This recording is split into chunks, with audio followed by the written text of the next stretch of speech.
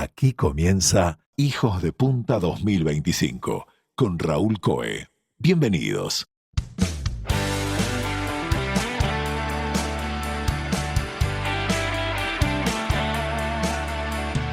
Amigas, amigos, bienvenidos a Hijos de Punta. Hoy en el programa vamos a recibir a una autora uruguaya que ha construido una carrera potente, que se ha vuelto una de las voces más singulares de toda la literatura latinoamericana actual. Ella está radicada en Bogotá, en Colombia, y desarrolla mundos narrativos que son muy propios, donde hay silencios, miedos, a veces hay distopías, y que sabe encontrarle la belleza también a esas cosas que duelen, ¿no? Una escritora que de repente no nos busca dar muchas certezas, sino dejarnos más bien en estado de alerta. Hola, Fernanda. Hola, Raúl, ¿cómo estás? Encantado de conversar contigo. Muchas gracias. Fernanda es Fernanda Trías. Ella es la autora de La Azotea, de La Ciudad Invencible, de No Soñarás Flores, de Mugre Rosa. Mugre Rosa le hizo ganar 2 premios muy significativos, el Bartolomé Hidalgo y el premio Sor Juana Inés de la Cruz, de América Latina y el Caribe, en México. Eso fue en el 2021. Y su libro más reciente es El Monte de la Furia. Bienvenida, Fernanda. Un placer tenerte con nosotros, ¿eh? Gracias por la invitación. ¿Te encontramos en Bogotá? Me encuentro en Bogotá, sí. ¿Cuántos años hace que estás allá? Se acaban de cumplir 10 años desde que llegué. ¿Cómo has 2015. vivido ese desarraigo? Bueno, es un desarraigo que viene de antes, porque yo me fui de Uruguay en 2005, o sea que ya llevaba 10 años por fuera cuando aterricé en Bogotá y finalmente me instalé acá. O me instalé acá, no sé, porque no sé para dónde me llevarán los vientos en el futuro, pero yo ya llevaba un largo periplo dando vueltas por ahí, y ya de alguna manera me había acostumbrado a esa sensación de extranjería y a ese no pertenecer a ninguna parte, ¿no? ¿Y te parece que esas emociones derivadas de esos desarraigos las empezaste a volcar también en tu obra? Sí, la verdad que sí. Yo creo que, bueno, el libro que escribí en Uruguay, sin haber salido de Uruguay La en aquel Azotea. momento, fue La Azotea. Ujú. Y, y yo no sé, y nunca sabré, y es una incógnita que me queda para una vida paralela, cómo hubiese sido la evolución de mi narrativa de no haber salido de Uruguay, porque ya el siguiente libro que publico ya estaba muy atravesado por la experiencia de la migración, de la extranjería, y como que fue algo que sí que me interesó por bastante tiempo, y que escribí sobre eso, No Soñarás Flores, en La Ciudad Invencible. Entonces, sí, sin duda marcó el camino de la escritura, y ahora con este último libro también creo que se observa eso, ¿no? Respecto de lo que decís, La Azotea es una novela que escribiste siendo muy jovencita, era tu primera novela, pero estaba más basada justamente en el concepto del encierro, ¿no? Del espacio cerrado y de la opresión, lejos de una actitud de migrante. Sí, pero al mismo tiempo, digamos que ese interés por el encierro continuó de distintas maneras, se mezcló, pero con otros intereses, pero continuó, ¿no? Y ya en Mugre Rosa, que es una novela que se publicó en 2020, justo durante la pandemia, también retomaba ese tema porque ahí, bueno, hay una catástrofe ambiental, climática, y entonces la población tiene que encerrarse cuando sopla el viento, porque es el viento que trae la enfermedad, que trae la contaminación. Entonces ahí también hay un regreso al tema del encierro que justo coincide con que estábamos encerrados. Sí, Bueno, no ustedes nunca se encerraron en Uruguay, pero después acá, por ejemplo, estábamos encerrados y sale el libro que habla del encierro en un momento en que la mayoría de la población estaba encerrada. eso es algo que me da mucha curiosidad. Es una de las cosas que más quiero preguntarte. Yo sé que te han hecho muchas entrevistas respecto de Mugre Rosa y de su coincidencia increíble con la pandemia. Sé que no es lo que más te entretiene contar, pero hay algo que a mí me da curiosidad, que es los días en los cuales van llegando las noticias y vas viendo las coincidencias. A ti también, me imagino que te sorprendería, pero ¿qué te dio? ¿Te hacía sentir humor? ¿Te hacía sentir miedo? ¿Qué sentías al ver que lo que habías escrito en Mugre Rosa muchos meses atrás empezaba a suceder en el mundo real? Algo tan impensable.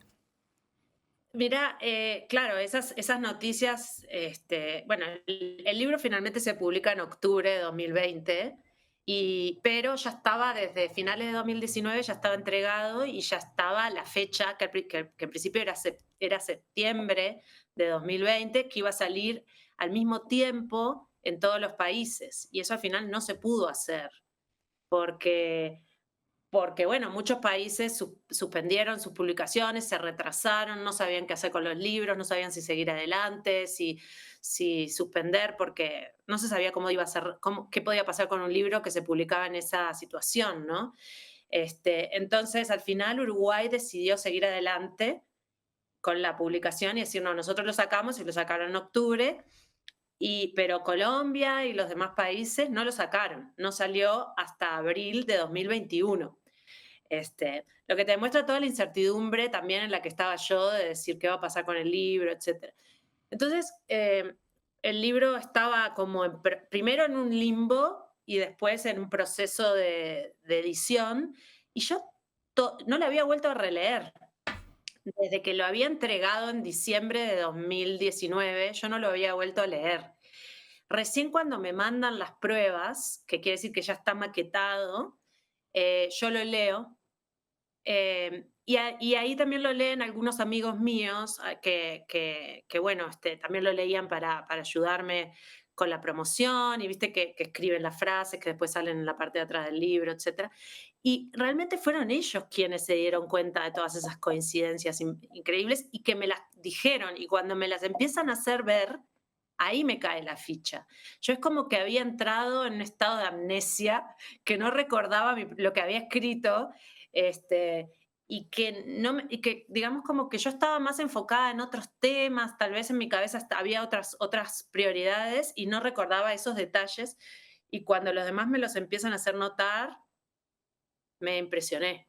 Es que Sí, o sí, sea, tiene un fue como, carácter como medio premonitorio, hasta en detalles muy particulares. Tuviste un sí. momento Nostradamus en ese periodo creativo, me parece, ¿no? Sí, yo digo, qué bien, qué suerte. Entonces, son las cosas que tienen que ver con el azar. Qué suerte que yo terminé el libro en diciembre de 2019 y no que me quedaba un año más de trabajo. Porque ¿qué hubiese pasado con el libro de haber estado todavía en proceso de escritura y de pronto que empezaran a pasar todas estas cosas?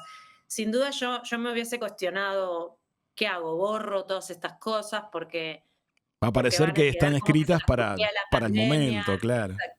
Sí, entonces, por suerte no tuve que atravesar ese momento, y el libro ya estaba. Igual en un momento dije, ¿qué hago? Porque había pequeñas cosas que en mi mente habían cambiado a partir de la experiencia de la pandemia, ¿no? Entonces, por ejemplo, por decirte palabras, eh, yo usaba la palabra, creo que en la novela uso la palabra máscara para hablar de los tapabocas Ujú. y uso barbijo, que era como la palabra técnica que se usa en las enfermeras ¿no? Y en los hospitales hablan de barbijo. Y ya para entonces, cuando se va a publicar, bueno, acá por lo menos en Colombia se había instalado completamente la palabra tapabocas, que le había ganado a máscara, ya nadie decía máscara. Mirá, aquí barbijo Este, funcionó durante todo el periodo. ahí funcionó barbijo, sí. Entonces, de pronto yo dije, ¿qué hago? Saco máscara, pongo tapabocas, viste, empezás como a cuestionarte cosas y eso en un momento dije, no, basta, basta, basta, no puedo pensar el libro ni tocarlo a partir de mi conocimiento actual. Claro. Tengo que dejarlo así tal cual se terminó de escribir en 2019, cuando yo todavía creía que la pandemia no llegaba acá. Yo estaba convencida cuando escuché ahí noticias lejanas de una ciudad llamada Wuhan. A mí, o sea, para mí era una de esas noticias más de cosas locas que pasan en China, ¿entendés? No, nunca me Vos sabés imaginé. que el otro día recordábamos aquí en el programa cuando estábamos al aire. En esa época Hijos de Punta salía a diario. Una de las chicas que colaboraba en las noticias del día comenta acerca de una epidemia que parecía grave, que se estaba disparando en una región de China. Y yo dije al aire, tal vez sea otra como la H1N1, que nos alarman a todos y que después no Y me pasó terminan lo siendo la gran cosa. Es Y que de hecho ese yo me corto acordé de me lo eso, han de las castigado, falsas alarmas, exacto, sí, sí, sí. me lo han castigado bastante ese momento de ese comentario. O sea, es que la vez pasada, respecto de lo que comentás tú, cuando entrevistábamos al maestro Ignacio Urrutia, una de las preguntas que le hacíamos era si él veía sus obras pictóricas hoy, sus obras tempranas, y si le daban ganas de modificarlas. Y me dice, mirá, a veces sí tengo ese impulso, pero cada cosa tuvo su momento. Hay que saber que hay que cerrarles el telón a las obras. Totalmente, sí. Por suerte con un libro lo tenés que abrir y leer para darte cuenta de eso, ¿sí? Claro, No te claro. alcanza con mirar, ¿viste? Entonces tenés suerte que yo soy muy, digamos que a favor de la corrección, ¿sí? O sea, a mí no me da miedo volver a tocar un texto, porque sí siento que un libro está vivo mientras el autor esté vivo, puede seguir mutando, ¿no?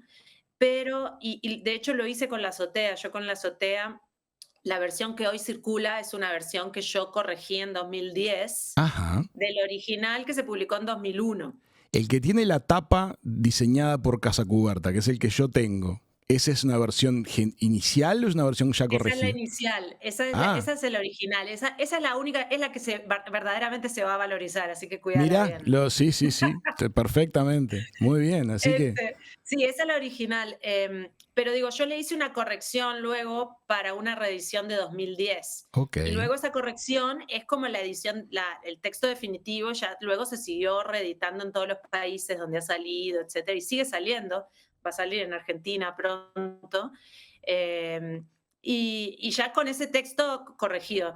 Pero llega un momento en que sí siento que hay que soltar y pienso que la única manera de resistirme a la tentación de la corrección es no releerlo. No releer. Sí, Florencia, vos estás en Bogotá. Bogotá no es el llano, en Colombia. Es una región de 2.600 metros de altura, tengo entendido. Y, sí, 2600. Sí, y sí, sí. además rodeada de montañas. Y en tu última novela aparecen montañas. ¿Tuvo que ver ese hecho de que estés allí con la temática, con las características de la novela? Sí, sí, claro, sin duda. O sea, la experiencia de la montaña, porque la montaña no solo es paisaje, es el paisaje donde transcurre la historia de la novela del Monte de las Furias, sino que la montaña también es protagonista de la novela. La montaña narra, tiene sus capítulos donde hay un narrador que asume el punto de vista de la montaña entonces la montaña es un personaje junto con la mujer, que es el otro personaje protagónico. Y, y sí, todo eso tuvo mucho que ver con la cercanía, con las montañas. Ahora justo tengo cerrado acá atrás mío la ventana, pero si no, si no estuviera así, se podrían ver gigantescas montañas verdes aquí a mis espaldas. Y, y bueno, de años y años de observar esa geografía tan exótica para nosotros, los uruguayos que venimos de un lugar plano y a nivel del mar, eh, y de observarla, de relacionarme con ella, de entender el vínculo afectivo que tiene la gente que nace y crece acá, de ver cómo la montaña y el cuerpo humano también están en constante choque e interacción, ¿no? Porque alcanza con venir acá para darte cuenta cómo la montaña impone su dificultad, sí, la falta de aire. De hecho, ahora yo la estoy viviendo porque llegué hace poco de estar 3 semanas en Uruguay y ya con 3 semanas me desaclimaté. Claro. Y entonces ahora, si bien hace ya 5 días o 6 que llegué, sigo sin poder respirar bien y agitándome mucho, etcétera, ¿no? Y sobre todo en las subidas, y además todas las casas están construidas en lo que sería la pendiente, entonces también es exigente desde el punto de vista de la subida. Em, Cansa mucho caminar por la ciudad, ¿no? Es como esas caminatas de la ciudad que vos caminás y caminás y caminás horas, ¿no? Y bueno, en fin, tuvo mucho que ver, y de hecho tuvo mucho que ver con la pandemia también, porque si no fuera porque al quedar encerrada durante meses en un apartamento, eh, digamos que esa experiencia de estar en el encierro me llevó a observar la montaña, porque yo tenía las montañas enfrente, o sea, realmente cerca.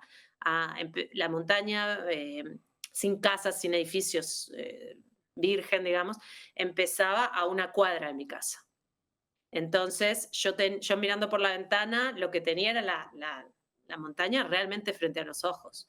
Y si no fuera por la experiencia de estar encerrada, tal vez no me hubiese detenido a observar tanto, eh, con tanta atención, y tal vez sí, no hubiese surgido la voz de la montaña de esta manera tan cercana, tan íntima, porque también tuvo que ver con mi propia intimidad con la montaña, ¿no? O sea, en esa soledad donde estaba o la pantalla, vos veías a los otros seres humanos a través de la pantalla, entonces estaba o bien la pantalla o a través de la ventana mi vínculo con esa gran montaña que parecía estarme observando constantemente y que parecía ser testigo de todo lo que a los humanos nos pasaba y todos nuestros padecimientos, con una especie de indiferencia o tal vez hasta de risa, eso me lo imaginaba yo, este, cuando todos los animales empezaron a bajar de la montaña y empezaron a entrar, a deambular en la ciudad, yo decía, los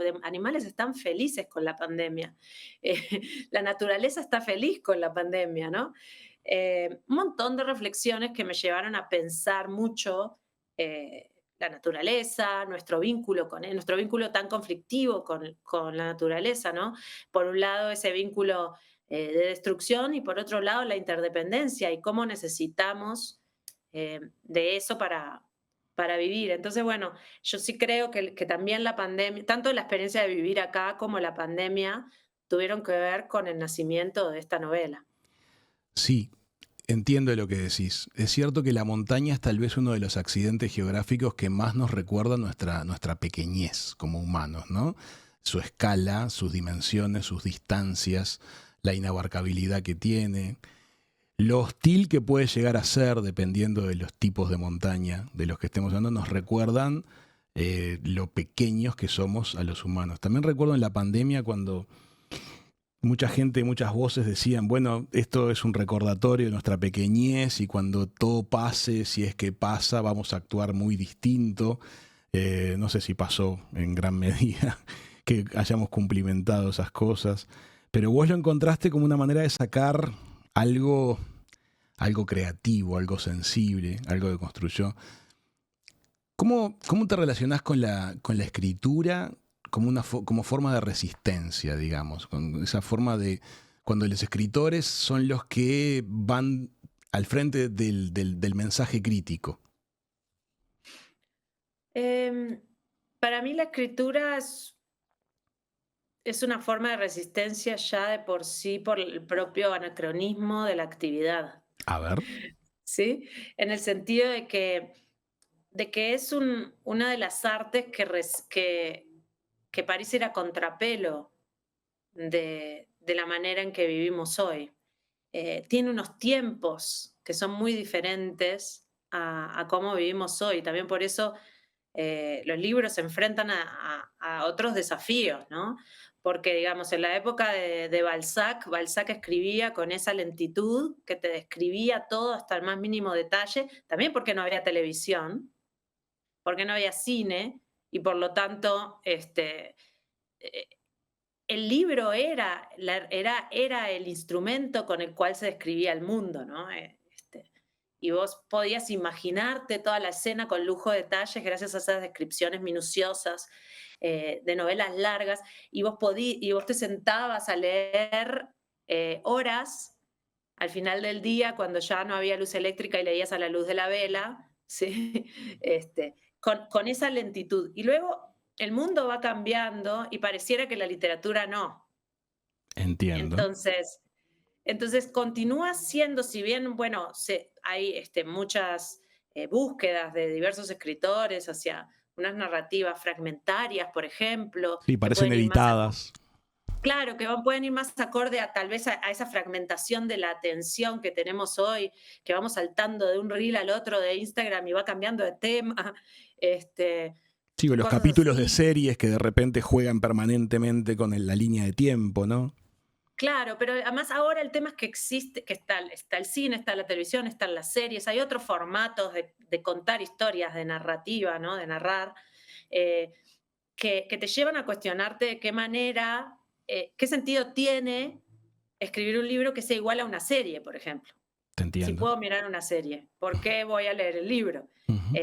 Si la serie está ahí, me reconstruye todo ese universo, etc. Entonces, está todo el tiempo esa reflexión de decir, bueno, ¿qué es lo que la literatura tiene para ofrecer que no lo voy a encontrar en una serie, que no lo voy a encontrar en las películas, en el cine, etcétera? Y ahí es donde yo encuentro ese modo de resistir que tiene que ver con un elogio a la lentitud, con un elogio a un tiempo otra manera de estar en el tiempo, eh, donde tiene que ser para mí, y por eso yo te digo que estas son todas decisiones que son estéticas, pero que inevitablemente son políticas, que tiene que ver con, por ejemplo, buscar un peso del lenguaje, una narrativa, una literatura que ponga el foco en el lenguaje, porque eso es lo que tiene la literatura, que no tiene otros medios de contar historias, es que es mediante el lenguaje que se hace la narración.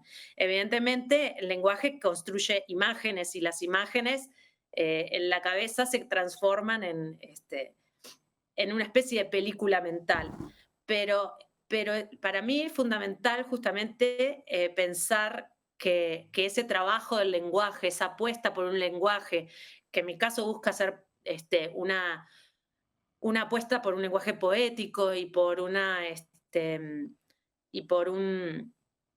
sí, un trabajo estético de la palabra, es una forma de resistir también. ¿Entendés? De ir a contrapelo con lo que se espera hoy, con los ritmos del día de hoy, con la economía de hoy, donde, Con- donde hay la economía consiste en pensar que la productividad es lo más valioso, donde lo útil es lo valioso, donde, ¿sí? Donde hay unos determinados valores de época eh, que a mí me gusta, si se quiere, negar en Y mi lo forma de lográs. escritura. Y tu forma de escritura tiene un cuidado de la musicalidad de las palabras, como del peso, de las connotaciones sonoras que provocan al ser leídas, que sí, pero también pensándolo y puertas adentro, ¿no? Yo también leyéndote siento que hay mucho ritmo.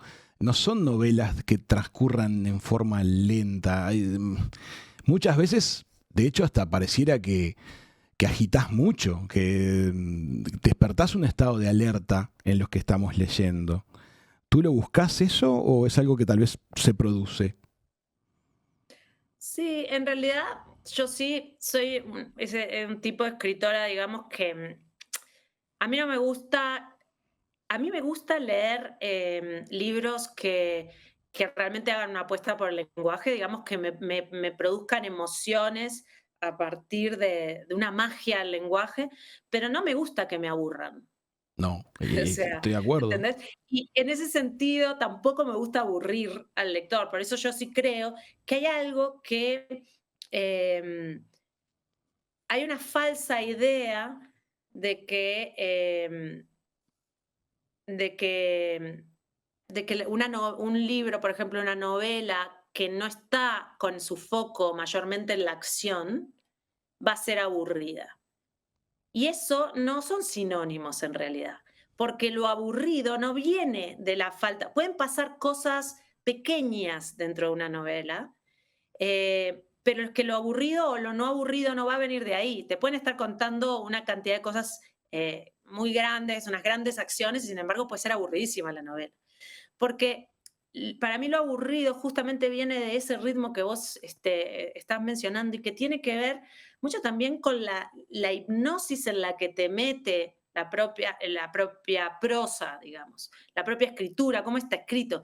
Puede estar escrito de una manera farragosa y aburridísima, o puede estar escrito de una manera que se sienta liviana, que se sienta cristalina, si se quiere, más allá de que tal vez no son grandes acontecimientos los que se están narrando en el libro. Entonces, en esta novela del Monte de las Furias hay una parte, porque la novela va cambiando bastante a lo largo de sus páginas, pero por ejemplo hay una parte donde se narra toda la cotidianidad de la mujer, de sus trabajos en esa zona rural donde habita, de sus reflexiones sobre la montaña, y eso podría ser tremendamente aburrido dependiendo de cómo se esté contando.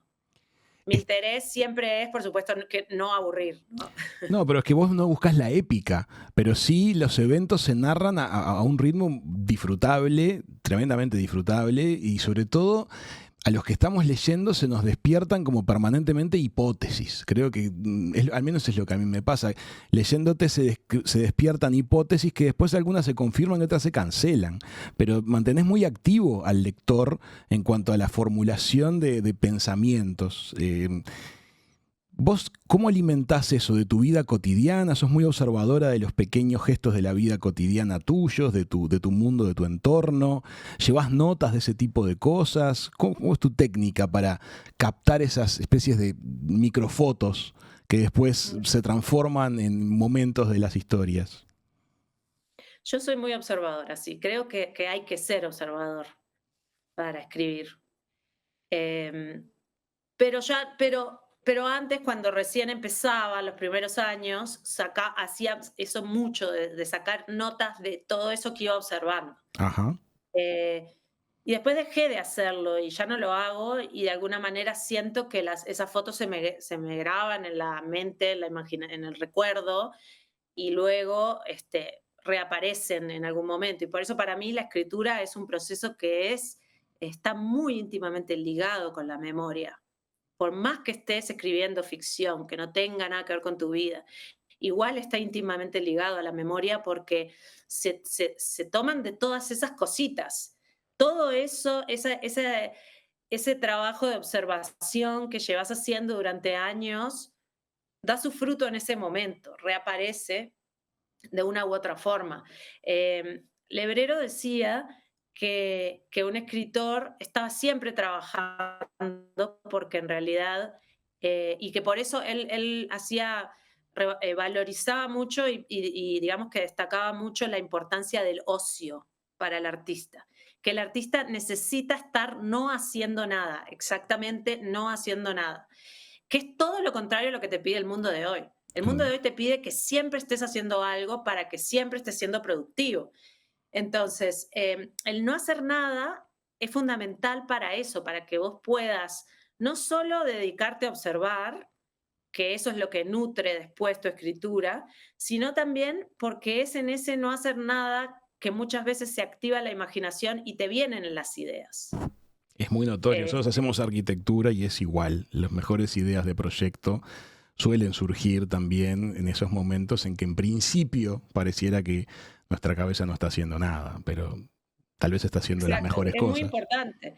Entonces, digamos que para mí pero para estar observando, para poder entrar en ese estado de observación constante, no puedes estar viviendo a 1000 por hora, porque justamente el vivir a 1000 por hora es lo que no te permite detener la mirada y la atención en las pequeñas cosas. Y yo en el Monte de las Furias, un poco es mi manera de decirle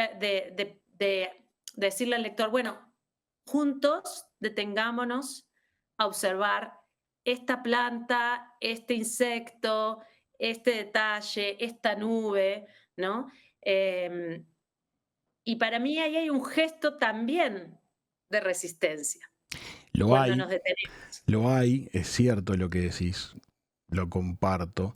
Sabes que me hacías pensar al decir eso, porque aparte vos lo haces poner en voz de una persona que asumimos sencilla, una mujer de la montaña.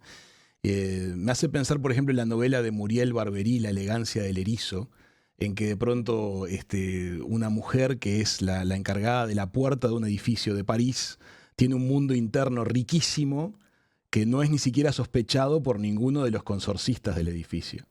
Y creo Tal cual. que lo que vos planteás es interesante en cuanto a que esa mirada sensible, ese cuidado de descubrirle la belleza aún a lo que pueda ser de rechazo por parte de mucha gente, eh, no es privilegio de nadie, es quien tenga la capacidad o la dedicación o el tiempo para fijar la mirada en ello.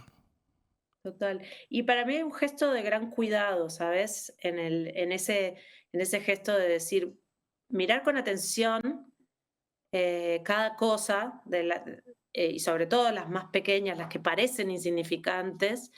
eh, Hay un gesto de afecto en ese detenerse a mirar, a de alguna manera reconocer la existencia del otro. De ese otro que muchas veces no es humano, ¿no? En este caso, ¿no? Que puede ser una polilla, que puede ser, no sé, pero quiero decir, ahí, es decir, me detengo a observar, de alguna manera, a reconocer la existencia de esta roca, ¿no? Ujú. Hay un párrafo de Mugre Rosa, dame un instante, esto creo que puede ser lindo que lo leas, che, que lo leyamos. Cualquiera sabe que el miedo es contagioso y va pasando de uno al otro como las fichas de un dominó cuando se caen. La única manera de detenerlo es hacer algo radical, un corte drástico. El miedo que se contagia es algo que está pasando en muchos ámbitos. Estamos hablando de que hay discursos políticos armados en base a contagiar miedo. Mm.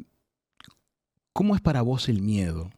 ¿Le tenés miedo a muchas cosas? ¿Cómo es la emoción del miedo para una escritora que lo parece dominar de esta manera para ponerlo en páginas? Sí, o sea, soy muy, he observado mucho esa emoción, sin duda porque la conozco bien y eso me ha llevado a, a- a realmente tratar de entender esa emoción y observarla. Y yo creo que varios de mis libros, de hecho desde la azotea y en adelante hasta Mugre Rosa inclusive, el miedo es una emoción central de la novela. Sí, pero por eso me da curiosidad, ¿por qué en vos el miedo es algo que tiene tanta fuerza? ¿Atravesaste situaciones de terror alguna vez? No, no sé si de terror, bueno, no sé si de terror, pero de miedo existencial, sí. Ajá. Em, y quién sabe si de terror también, aunque de manera más inconsciente, por muchas experiencias que tienen que ver con mis circunstancias vitales, ¿no? Como haber sido una niña que nació en dictadura, este, ¿Te llegaban esas como emociones a vos? yo pensé que no, pero con el tiempo me di cuenta que sí, Sí, porque porque es muy poderoso el inconsciente colectivo, sí, tenemos la muy misma poderoso. edad. A mí no me llegaban, pero entiendo lo que decís, porque lo he visto en mucha gente querida que me dice, sí, pero nosotros nacimos en dictadura, sí, pero mi niñez no era así, mi niñez no me llegaba el terror, el miedo de ese momento. ¿A ti te llegó? A mí me llegaban retazos, Ajá. porque había cosas que de pronto pasaban y que vos las veías, pero no entendías, eh, y que sonaban raras, que no nadie te la explicaba, Sí, los pero yo silencios, eso lo entiendo. Ahí los silencios sí. eso, ¿ves? Sí, pero ¿sabes qué? Luego, con el tiempo, fui entendiendo que no había manera de abstraerse a esa violencia. Ujú. Por eso yo creo que muchas de las cosas con las que escribo tienen una violencia internalizada, solapada, silenciada, eh, que está adentro vibrando en esa tensión. Sí me doy cuenta que Eh, los chicos que hoy tienen 20 y algo tienen una energía vital, una vibra que es distinta de la nuestra a esa edad. Pero no sé si tiene este origen. yo tampoco porque, digamos, también hay que sumarle otras cosas, que también era una época, y eso está también totalmente relacionado también con la dictadura, porque eso tiene unos valores. Esa dictadura no venía solo, no era solo lo que pasaba con cualquier Con los persona que pudiera vinculados al verse. asunto, digamos. Sí.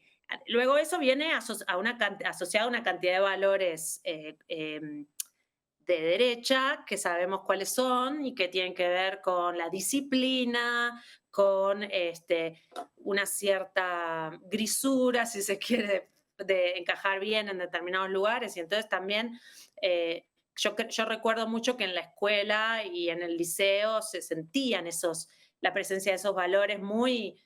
El pelo no te puede tocar el cuello de la camisa, ¿no? O sea, el pelo de los varones no podía tocar el cuello de la camisa. Eso es una cosa muy militar, que vos decís, es una pavada. A mí me obligaban a tener la corbata siempre bien puesta. Si me llegaba a soltar un poquito la corbata del uniforme, me venían a retar y entonces yo era la indisciplinada del colegio. Ujú. Pero eso tiene que ver con, por ejemplo, con coartar cualquier individualidad. Sí, con homogeneizar, coartar cualquier marca de excentricidad, de decir, no, vos no te desabotones acá, todos tienen que estar igualitos, ¿no? Y eso a la larga creo que también tiene un impacto sobre una generación. Es posible que sea Sobre, como entre líneas que permeaban entre algunos de estos conceptos y de repente hasta ni siquiera uno es plenamente consciente consciente. del nivel en el cual esas cosas se instalaron. También hay quienes tienen discursos positivos para algunas cosas que acabas de mencionar, que de repente un uniforme puede significar igualdad y que no estén los chicos discutiendo sobre quién tiene la mejor marca de zapatillas puesta. O sea, hay una biblioteca también distinta Pero igual, respecto de igual, eso. igual sabías quién tenía las mejores zapatillas, ¿eh? Y sabías también sabías quién vivía en la casa linda de tal barrio y quién no. O sea, es el tema de las diferencias de clase. Son cosas prácticamente insalvables que no las podés este, dejar afuera con estrategias tan simples, ¿no? Pero digo, eh, no sé, dependía del colegio. Yo, por ejemplo, fui a un colegio que era muy conservador. Ujú. eh, y yo lo padecí porque yo ya tenía una sensibilidad diferente desde la infancia. No lo dudo. Fernanda, te propongo que hagamos una pequeña pausa y en el segundo bloque vamos a seguir conversando sobre estos temas que me parece fascinante intercambiar contigo. ¿Te parece? Amigas, amigos, estamos en Hijos de Punta, estamos conversando con Fernanda Trías y viendo a ver si las cosas que nos pasaron cuando éramos chicos y jóvenes nos marcaron más de lo que pensábamos. Me dejaste rebotando un montón de aspectos y de reflexiones. Una de las últimas cosas que dijiste, Fernanda, es que en tu colegio te sentías distinta. A mí me pasó lo mismo, creo que a mucha gente, creo que tal vez todos nos sentimos en algún momento por fuera de la manada. Seguro que muchos de los que escuchan Hijos de Punta lo sintieron. ¿Cómo viviste ser distinta? ¿Para vos era algo problemático y querías evitarlo y tratar de asimilarte? ¿O tratabas de alimentarlo y ser cada vez más distinta? Yo lo viví con mucha ambivalencia, en el sentido de que tenía las dos pulsiones que acabas de mencionar. Por un lado, ansiaba pertenecer, por otro lado, hacía montones de cosas que demostraban que si bien ansiaba pertenecer, no estaba dispuesta a hacer lo que se necesitaba para pertenecer. Entonces ahí hay una gran ambivalencia que me llevó mucho tiempo entender, em, pero que sí, que tenía que ver con, claro, sí, yo creo que el ser distinto es castigado de alguna manera por el grupo. El grupo se conforma como una unidad constituida de muchas individualidades, ¿no? Y el grupo suele castigar mucho que haya una individualidad que se quiera salir de ahí. Sí, se castigan las Este, diferencias, pero también algunas se transforman en liderazgos. Algunas, no en mi caso. Siempre son la minoría. A veces también los espacios esos de la diferencia uno los guarda para el espacio privado. De repente disfrutar de cierta actividad solo para uno y no compartirla con nadie.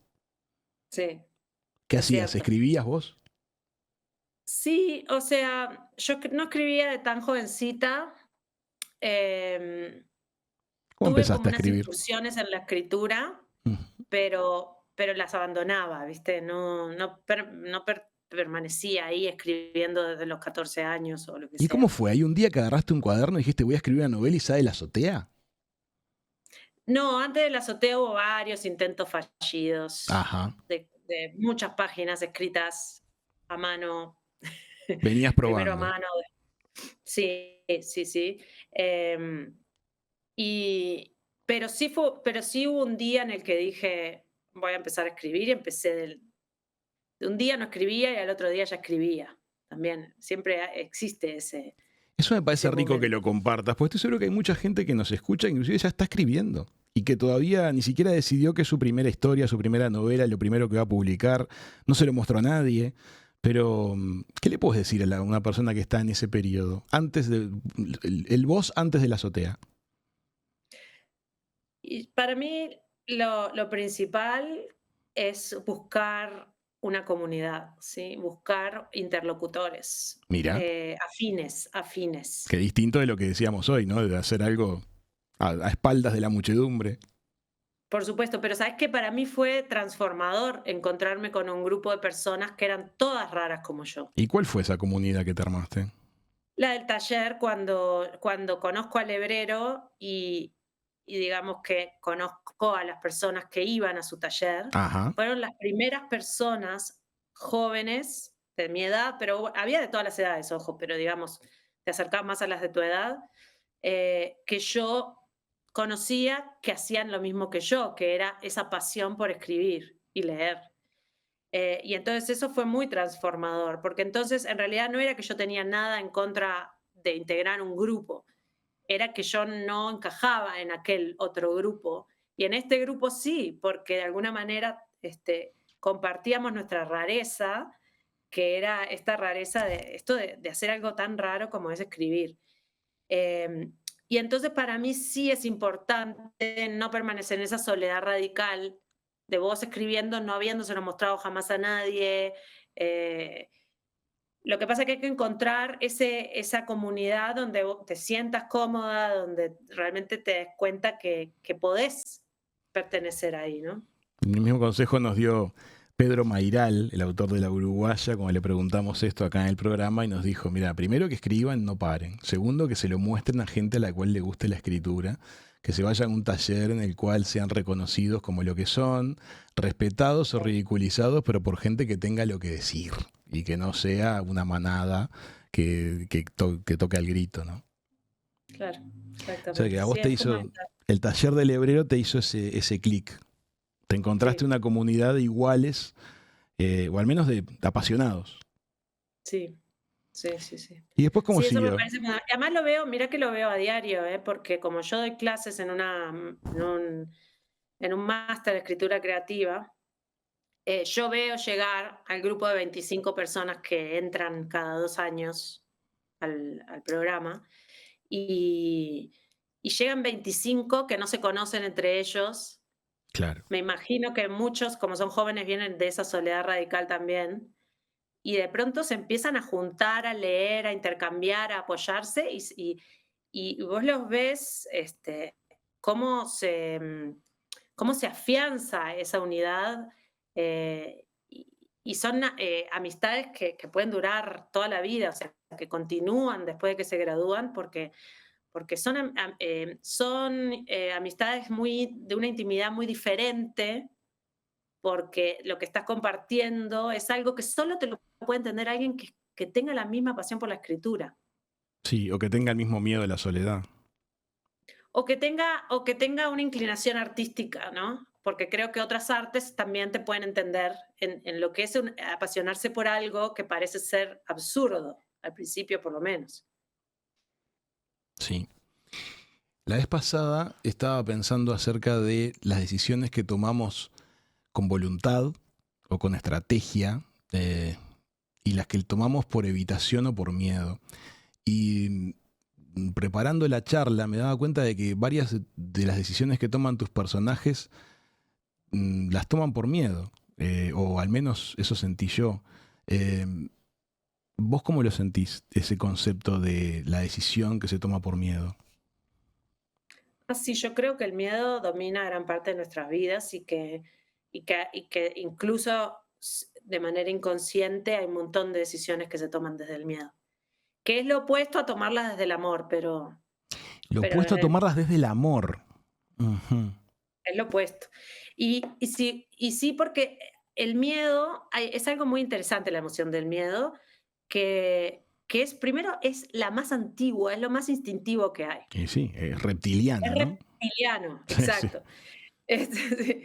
Entonces, genera tres tipos de respuesta posible. El famoso, las 3 Fs en inglés, porque en inglés es fight, flight, freeze. Y entonces son las 3 Fs, que es huir, pelear o quedar congelarte. petrificado. Sí. Sí, quedar inmóvil, petrificado. En parte, yo creo que algo que le pasa a la protagonista de Mugre Rosa es ese quedar petrificada. Y la soledad, eso, ¿no? Porque, ¿sabes que hace unos días atrás entrevistábamos a una experta, una persona maravillosa, dicho sea de paso, en todo sentido, la doctora Silvia Ventuelilla? Ella está acostumbrada a situaciones de crisis, de todo tipo, de un cataclismo, un terremoto, una erupción de un volcán, o algo humano, de repente una separación, de repente la pérdida de un trabajo, un duelo, la crisis. Y ella nos decía que hay 2 territorios que se disparan a partir de la crisis. Uno en el cual la persona la afronta en soledad, y ahí el riesgo de trauma a largo plazo es enorme. Y otra en la cual alguien se le acerque y le preste atención. Y eso es absolutamente distinto. Hay muchos de tus personajes que no solo tienen crisis, sino que además quedan solos. Sí. Y ahí me parece que es donde radica mucho de la fuerza argumental de tus historias, porque todos quedamos traumados al recibir ese mensaje que le pasó algo horrible y además en soledad. Sí. Sí, yo me doy cuenta de eso porque desde el principio, lo primero que escribí, siempre está se repite eso de la mujer sola. Uh-huh. ¿Y sí? La mujer sola en un entorno casi siempre hostil. O masculino, hostil hostil o solitario. O solitario. Cuando vos me decías lo del horror, sí. Se había vivido situaciones de horror. Yo empecé hablándote un poco del tema de haber crecido en dictadura, que es un horror que se filtra por las rendijas. Uh-huh. Pero después está la otra, que es la experiencia de ser mujer, ¿no? Del cuerpo mujer. La experiencia del cuerpo mujer en este mundo pero tan peligroso para la mujer, digamos. Y yo creo que ahí también vienen otros miedos, ¿no? Que es un miedo al afuera, porque supuestamente los peligros están afuera, ¿no? Aunque después descubrimos que también están adentro, y ahí es donde se complica la cosa. Pero digamos, yo creo que eso también marca mucho en mi escritura, mucho de estas mujeres solas ante una pérdida brutal o ante el miedo o ante una situación completamente hostil, y este encierro al interior de las casas, también como una búsqueda de un refugio que tal vez después se revela como no tal, ¿no? No como un refugio, sino como un lugar que tiene otros peligros. Amigas, amigos, les quiero invitar a que, la medida en que tengan posibilidad de hacerlo, vayan conociendo la obra de Fernanda. La azotea, La ciudad invencible, No soñará flores, El monte de las furias, Mugre Rosa. Se leen fantásticamente bien, siempre con un ritmo narrativo, con mucho pulso, con mucho interés, y les van a dejar reflexiones, pensamientos, temas de conversación. Una autora uruguaya que está proyectándose a nivel latinoamericano y que no me extrañaría que a corto plazo tenga una escala ya mundial. Muchas gracias por estar con nosotros, Fernanda. Muchas gracias a vos, gracias Raúl por la invitación y por esta charla tan amena. Amigas, amigos, esto fue Hijos de Punta. Hasta la próxima. Chau, chau.